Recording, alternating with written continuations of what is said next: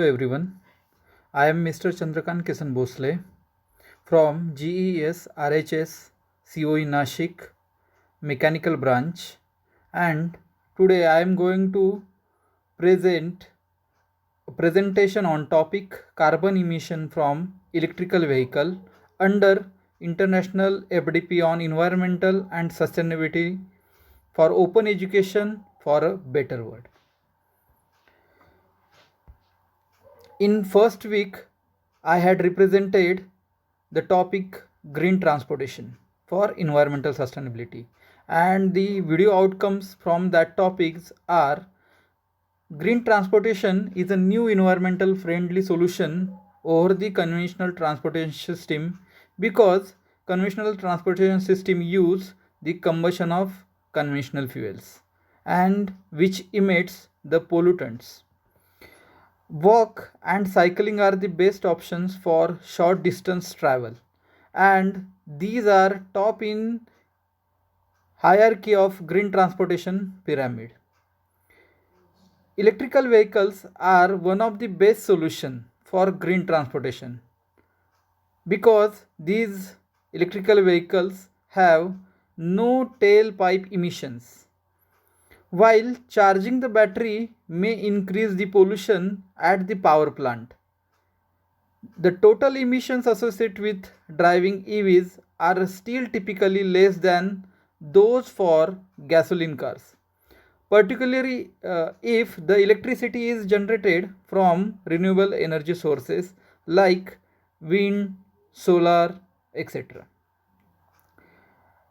To move the towards green transportation, India also take this step by promoting the different schemes like Amrut, Guts, etc.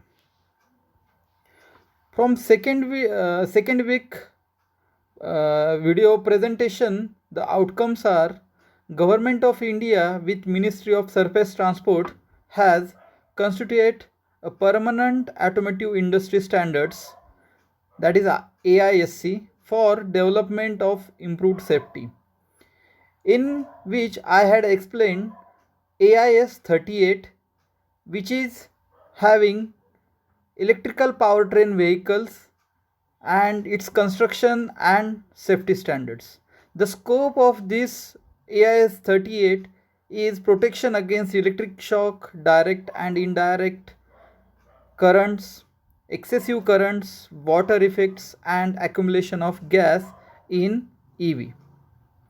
AIS 39 having the scope of measurement of electrical energy consumptions by vehicle preparation and giving the guidelines about the initial charge of rechargeable energy storage system and discharging of that rechargeable energy storage system, and by using this we can calculate the energy consumption calculation for electrical vehicle.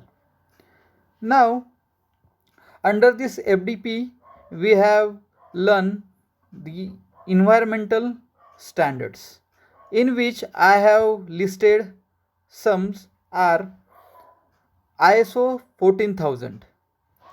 The ISO 14000 is the family of all environmental standards management, in which consists the ISO. Under this umbrella it consists the ISO 14001, which is standard which defines the energy management system, is the general part of management that includes the organizational structure, the activity planning, the responsibilities, the practices, the procedures, the processes, and the resources to develop, implement, carry out, and revise the environmental policy and keep it up to date. ISO 14064 series gives the specification for quantification, monitoring, and validation or verification of greenhouse gas emissions. While ISO 14067 specifies the principal requirement and guidelines for quantifying and reporting the carbon footprint analysis for the products. ISO 14080, which also gives the organization framework to develop consistent, comparable, and improved methodology for fight against climate change. Now, related my topics, I have included the some automotive industry standards for electrical vehicles. These are AIS 38. I already explained AIS 39. These also I have already explained. What is AIS 40?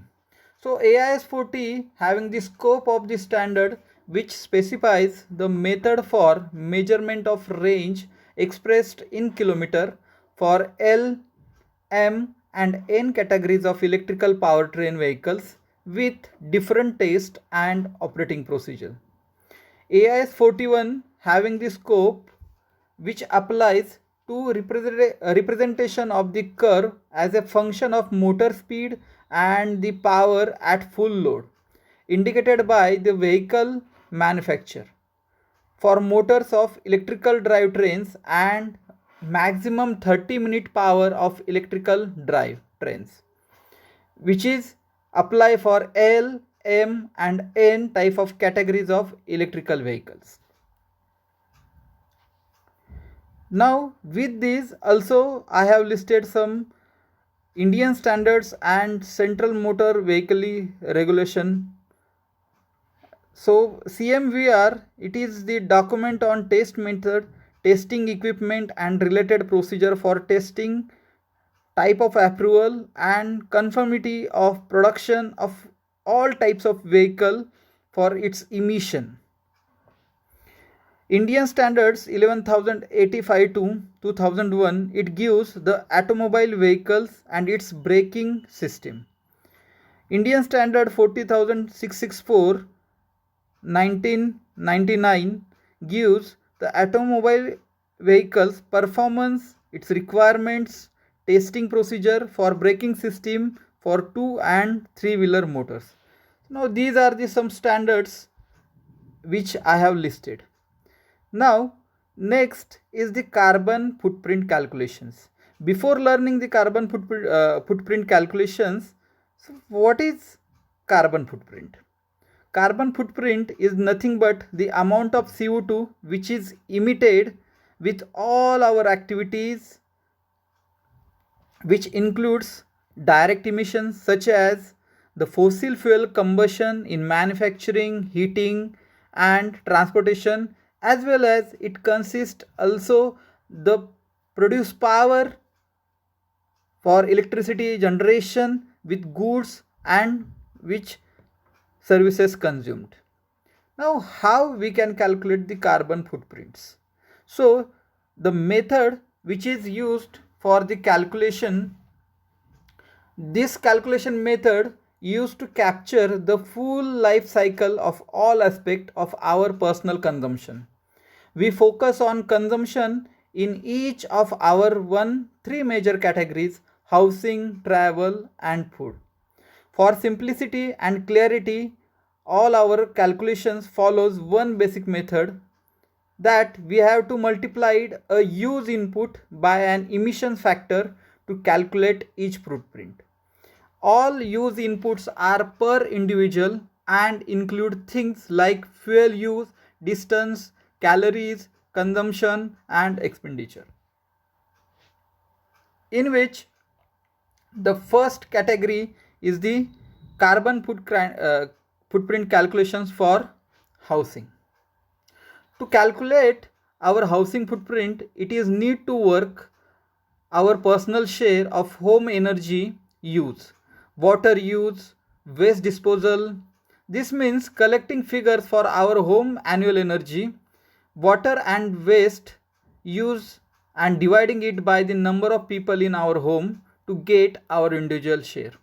Having gathered this information, then multiply our personal uses by an emission factor to calculate our home prints. And the calculation looks like, in which first is the electricity. Electricity, the carbon intensity of electricity varies greatly depending on how it is produced and transmitted. For most of us, the electricity we use comes from the grid and it is produced from a wide variety of sources. So calculate the electricity footprints in housing. The use in kilowatt hour per year, it is multiplied by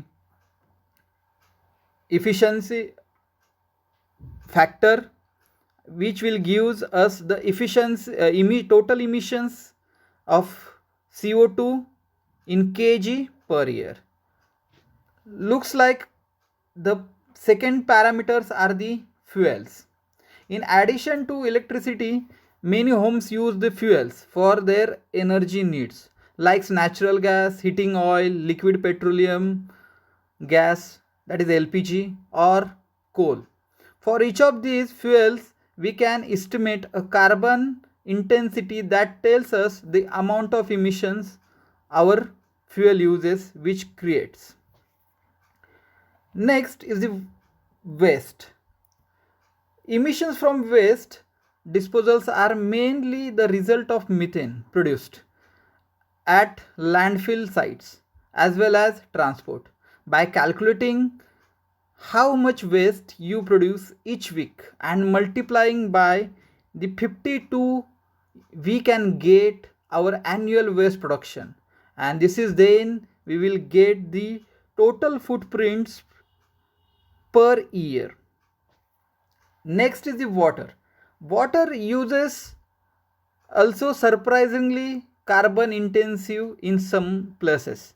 Emissions come from the two main sources: electricity used in pumping water during its supply and the methane and nitrous oxide that arises from wastewater and sewage treatment. Next, carbon footprint calculations during the travel. To calculate our travel footprints, we need to work out how much travel we have done in last year using various forms of transport. Taking these distances, we can multiply it by a carbon intensity for each form of transport, by vehicle, by bus, by metro, by taxi. The emissions factor we use try to account for the direct emissions from fuel combustion, indirect emissions from the fuel production, and a share of construction emissions for a vehicle. Next is the carbon footprint calculations for food. To calculate our food footprint, we need to estimate the amount of food we consume and the emissions that result from the supply of that food. To simplify this process, we can estimate the typical food energy we consume each day in different food groups, and these are the food groups, that is red meat, white meat, dairy, cereals, vegetables, fruits, oils, snacks, drinks. We start by dividing our diets into major food groups which have broadly similar emission factors.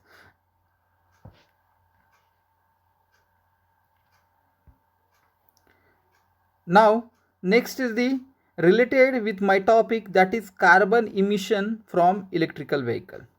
Now, how can we calculate the carbon emissions or carbon footprint from the electrical vehicles? To calculate, there is a methodology having the two groups. One is the direct emissions from tailpipe of EV, and second is the life cycle analysis approach. So direct from tailpipe emission, all electrical vehicle produces zero direct emissions. There is a no combustion in electrical vehicles. Electrical vehicles convert electrical energy directly into the mechanical energy, so there is a no combustion of fuels and no emissions from the tailpipes. But they still produce the fewer tailpipe emissions when relying on the conventional energy sources for power generation. Now, second methodology is life cycle analysis. Now, this is widely accepted method to quantify the environmental impacts of products or process throughout the production, use and end of life phases. The life cycle emissions includes all emissions related to the fuel, manufacturing and vehicle production, processing, distribution, use and recycling up to recycling. For example, for conventional gasoline vehicles, the emissions from the life cycle analysis includes the extraction of crude oil from the earth to the tailpipe emissions. So this is the uh, having the details in every process which is calculated in life cycle analysis. So this life cycle analysis do by three methodologies again. One is process based, which consists the manufacturing and maintenance and repair work. Another is the input output based, that is operation based. And third is the hybrid LCA, which uses both process based as well as input output based to analyze the process specific and supply chain related impacts. In this presentation, I have used the hybrid LCA for carbon emissions from electrical vehicles. Now to analyze this, I have selected the four mid-size, that is sedan type of vehicles, in which the first vehicle is the conventional transportation system vehicle, that is which uses the internal combustion engine, that is I have termed as a ICEV. These vehicles converts the energy from the fuel after the combustion. Due to the combustion, high temperature pressure gases are generated inside the cylinder, and that creates direct force on the components like piston, and the fuel energy, chemical energy in the fuel is converted into the mechanical energy. For study, I have selected Toyota Corolla as a representative car for ICV. Second category, the electrical vehicle. I have selected the electrical vehicle Nissan Leaf to represent. This vehicle is the BEV, battery operated electrical vehicle, which converts the electrical energy directly into the mechanical energy. Next, I have selected the third category, that is hybrid electrical vehicles, which is called hybrid electrical vehicle, which utilize the both power sources, the conventional IC engine as well as electrical motor. And I have selected Toyota Prius as a representative of hybrid electrical vehicle. Next, I have selected the plug-in hybrid electrical vehicles.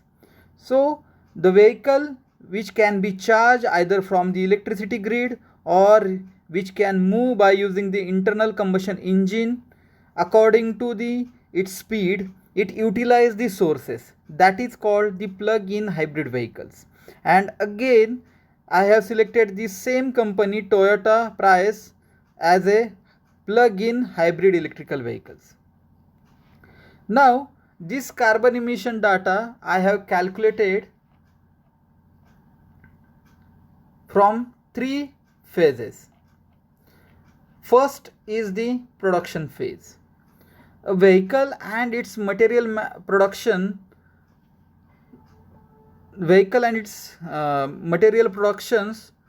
I have prepared in this LCA at different stages, and that its ability capture the impacts from entire supply chain and avoid for truncation error the vehicle manufacturing vehicle body impacts, excluding the batteries. So in this production phase, I have excluding the battery manufacturing. So in which this table represent the values for four categories vehicle, in which the electrical vehicles showing the higher gram of CO2 equivalent, that is 43.83, while vehicle production. Also This is because the the material which is used for electrical vehicle. Now next, I have considered the battery production. Carbon emission data calculation, that is for collection for battery production. For production, EV batteries mainly depends on the rare earth metals, such like nickel metal hybrid batteries and the Li lithium ion batteries. And the resource availability concerns related to lithium ion batteries are relative much less significant than the nickel metal hybrid batteries. And this greenhouse emissions and energy use associated with production of lithium ion batteries and nickel metal hybrid batteries are calculated based on the weights of batteries and set of certain weights. To input parameters to determine battery weights and peak battery energy, I have calculated the following data which represent the greenhouse emission for hybrid vehicles, for plugged-in vehicles and EV. Here there is a zero data for battery production in case of ICEV, that is internal combustion engine vehicles. Now next, the third data the collected from vehicle operation phase. The operation phase of vehicle includes the impacts from maintenance and repair of the vehicles, gasoline combustion and supply, and electrical power generation and distribution. The key parameters I have included that the gasoline production price per liter in 2019, the upstream emission for production of a 1 liter gasoline in kg CO2, upstream energy consumption for production of 1 liter gasoline, and direct emissions per liter of gasoline. Next,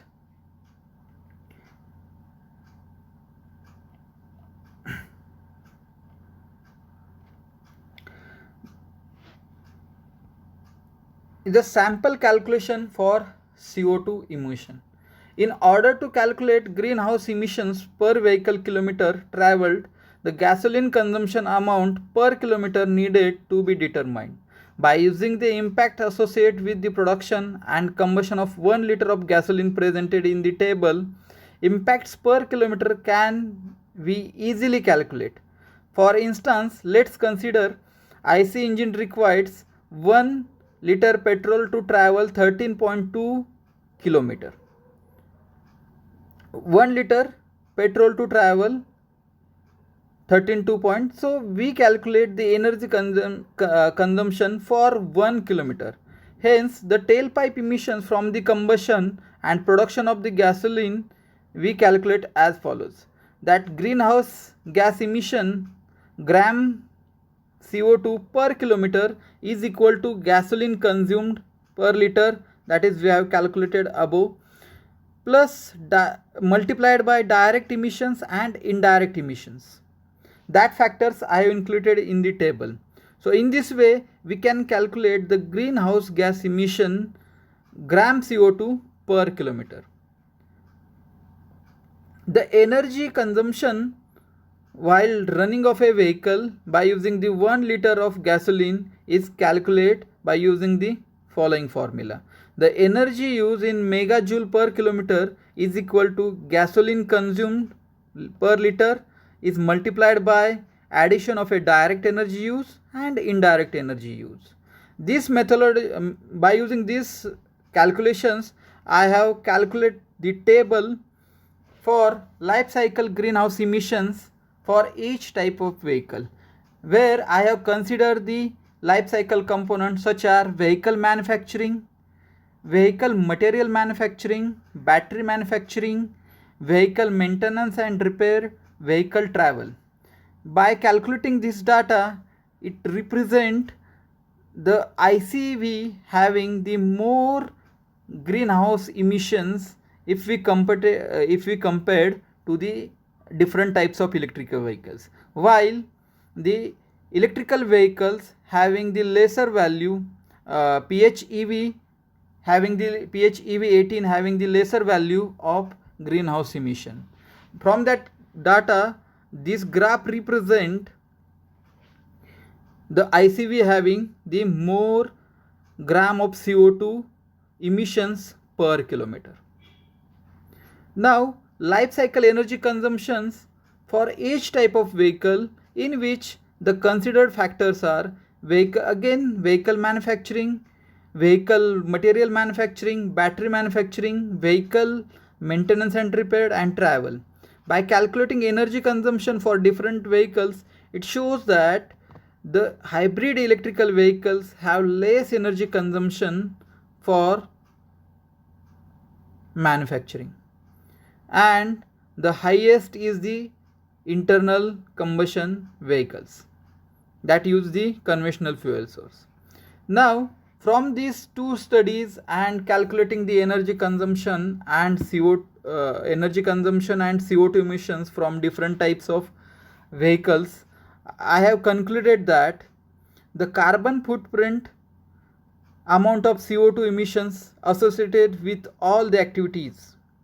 Calculating method for person's carbon footprint for each emission sector, house, travel, food, help us to prioritize the step we can take to shrink it by identifying what the biggest opportunity for reductions are.